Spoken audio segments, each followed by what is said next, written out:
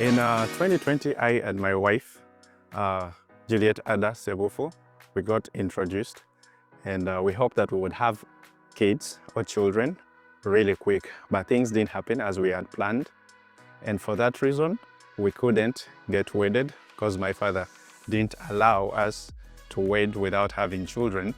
And so for that reason, we did various tests to find out why we are not able to conceive, only to find out that I was the one with the issue. I was diagnosed with varicocele, a condition that the doctor explained that kills the swimmers or makes them dysfunctional. So we had nothing to do. The doctor explained that I had to undergo a risky surgery for me to be able to have children after they have removed the varicocele. I remember vividly his face telling me that you can't have any babies unless you have done this surgery. So when we talked to my dad, he was very serious about it, and he actually warned us not to do it and also to stop thinking about doing a wedding.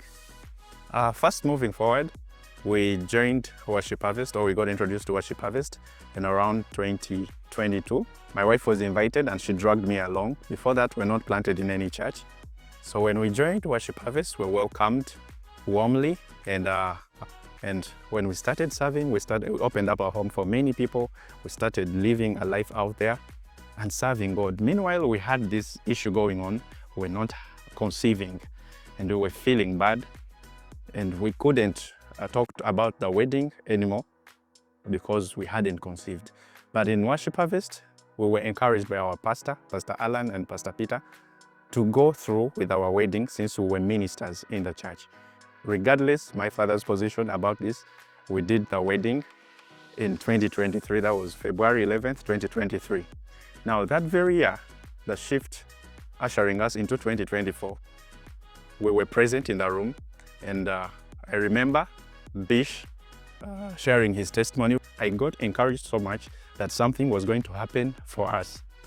And in that very shift, Apostle called the people that had time-bound doctor reports, and I went forward, and Apostle prayed his simple prayer that all is well.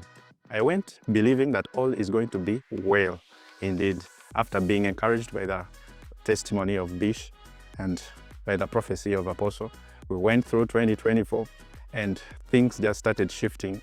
My wife joined HI in 2024. Just slightly after she had joined HI, we got business capital to start our business, and she flew to Kenya. She wrote and authored a book called Calm the Chaos.